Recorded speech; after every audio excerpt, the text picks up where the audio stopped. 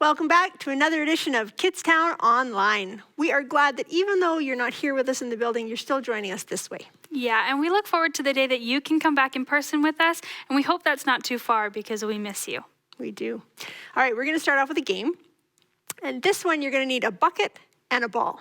Okay, if you have lots of balls, you can pull those all out, but we really only need one. So today we're talking about a love that restores. So we're going to use that word, restore, to help us in our game. So you can take turns with your family, each throwing the ball into the bucket, and then each time you get the ball into the bucket, you get one of the first letter of our word. And so the first person to spell our word wins. All right, Brooke, why don't you go first? Okay. See if you can get your ball in the bucket. Oh, nope. Oh, I missed it too. Oh, I'm so Too nervous. far. I got an R. R? That's the first one. E. I'm totally winning. I'm so... S. No. Uh-oh. R. T. E. O. S. Oh, I missed. No. R. T. E. Oh, no. Miss Carolyn won. Did you get a winner? Did anyone spell R-E-S-T-O-R-E? Good job. All right, stay on your feet while we put on a song, and we're going to go sing and dance and worship along with that song. And then we're going to go play detective and find out what that word is all about.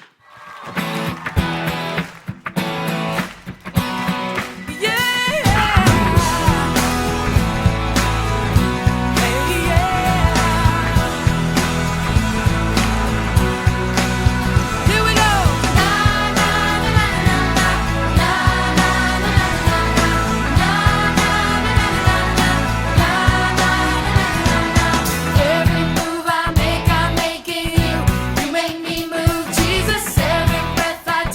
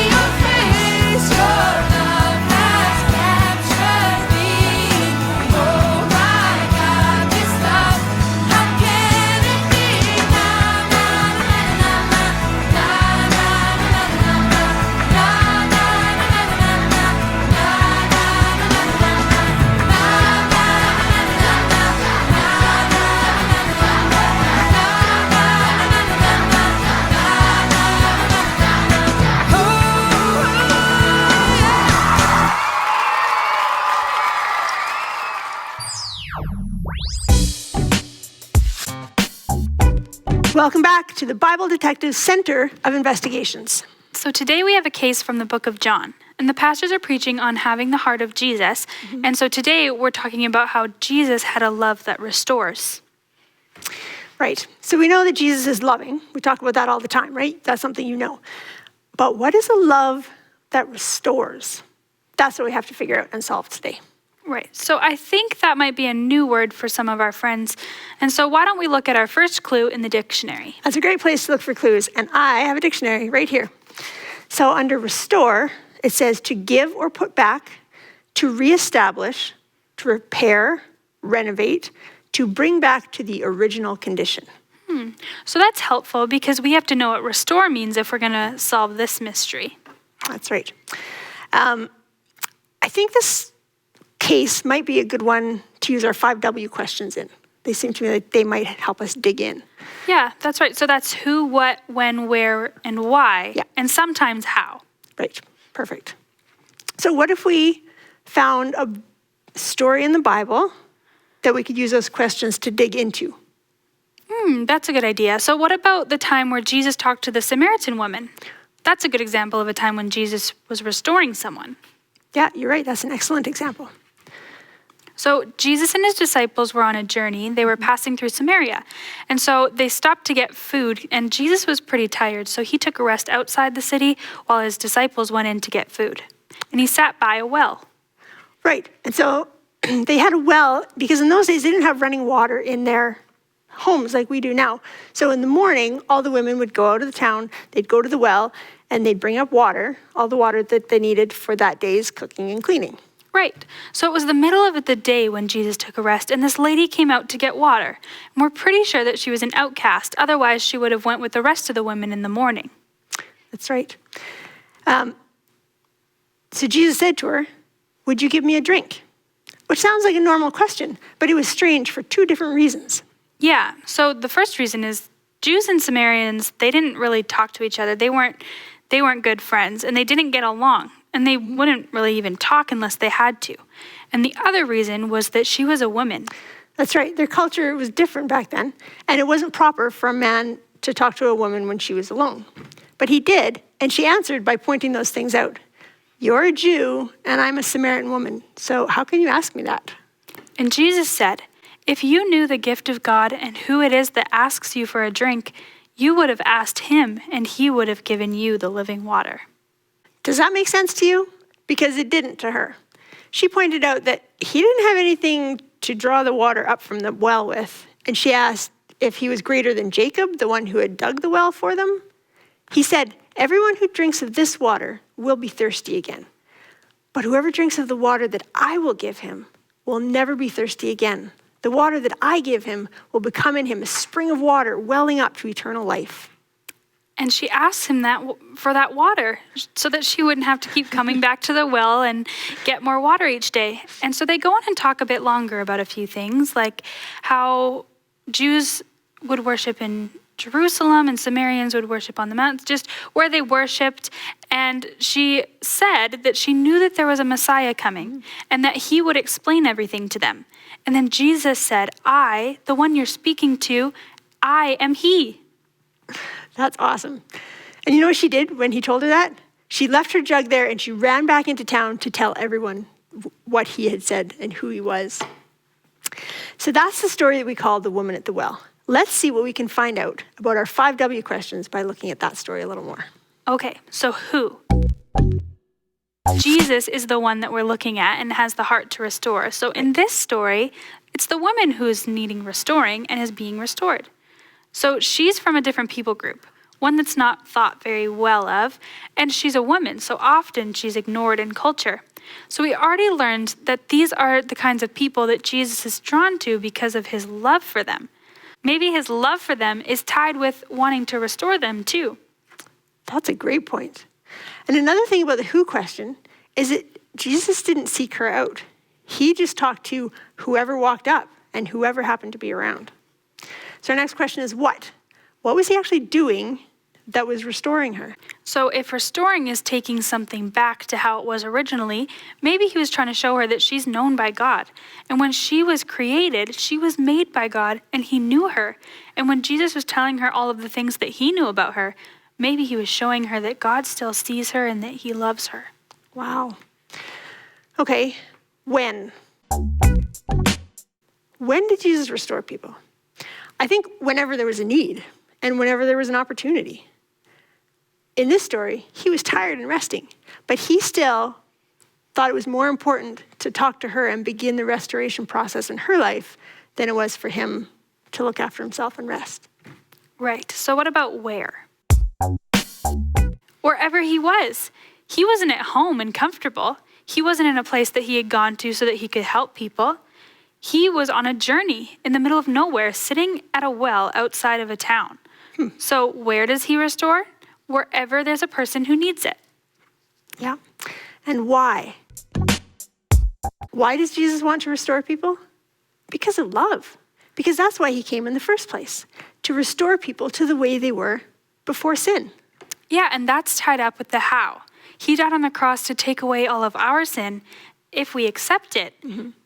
But even before he died, he started the process of restoring people by showing them that they are loved and reminding them of who they had been created to be. So our mystery today is, what is a love that restores? I think that a love that restores is a love that's doing its job. Love isn't just a warm, fuzzy feeling. It's, oh, I'm so happy that Jesus loves me. It's more than that. Love is what wants the best for us. It wants us to be pure and righteous and close to God the way we were created to be. So if Jesus has a love that restores, he's actively working to bring us back to the perfect way that we were created and bring us back to him. That's right. I think we have another case solved. Today for our Bible breakout, we're going to memorize a verse from this story. So John 4:7 says, when a Samaritan woman came to draw water, Jesus said to her, will you give me a drink? Now it sounds like maybe not the most memorizable. It doesn't sound like a Sunday school verse. That's But we picked this one because it reminds us of the 5 W's of our story, of why Jesus loved us enough to restore us. That's right. So whoever was around, wherever he was, and whenever there was an opportunity, Jesus would talk to people in order to restore them. Exactly. So let's make up some actions to help us remember this one. How about for the Samaritan woman, we just do this? Because he did it with the Samaritan woman, but he also did it with a boy from this place or a person from this town, okay? It could be any person, so this is a person. Okay, so came to draw water. So let's pretend like we're bringing up a bucket from a well. Okay, that works. Jesus said to her. That works, hey? That does Do that work. for Jesus. Jesus said to her, will you give me a drink? I like that one. So this is John 4:7. So let me hear you say that. John 4:7. Good job. Let's practice this one together, okay? Okay. When a Samaritan woman came to draw water, Jesus said to her, will you give me a drink? John 4:7. Good job. I think we could do a little better this time. Let's do it one more time. Okay, ready? When a Samaritan woman came to draw water, Jesus said to her, will you give me a drink? John 4:7. Good job. So for our second breakout, we're going to add another song so that we can worship God and thank him for his desire to be with us. I don't know about you, but that's one of the things in my life that I am most thankful for.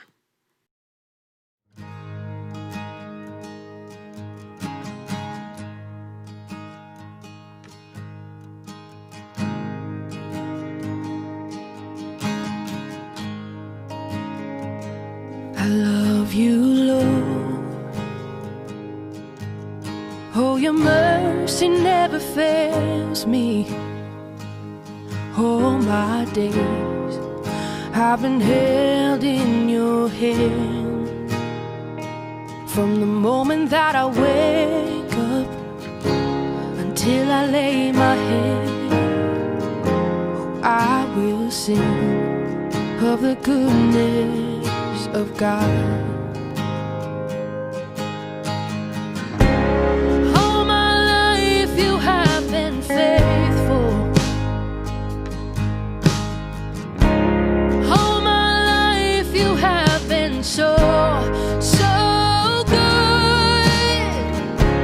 With every breath that I am able, oh, I will sing of the goodness of God. I love your voice. You have led me through the fire in darkest night. You are close like no other. I've known you as a father. I've known you as a friend. I have lived in the goodness of God. All my life you have been faithful. All my life you have been so good. With every breath that I am able, I will sing of the goodness of God. Your goodness is running after, it's running after me. Your goodness is running after, it's running after me. My life laid down and surrender now. I give you everything. Your goodness is running after, it's running after me. Your goodness is running after, it's running after me. Your goodness is running after, it's running after me. With my life laid down, I surrender now. I give you everything. Your goodness is running after, it's running after me.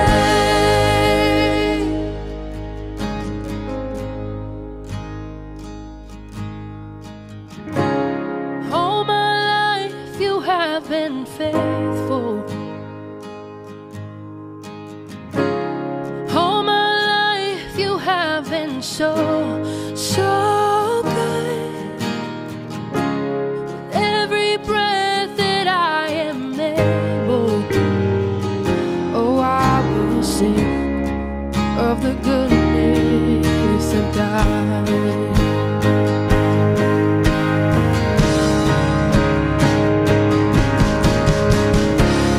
All my life you have been faithful. All my life you have been so good. With every breath that I am able, oh, I will sing of the goodness of God. Oh, I will sing of the goodness of God. Boys and girls, may you know today that Jesus sees you. He loves you.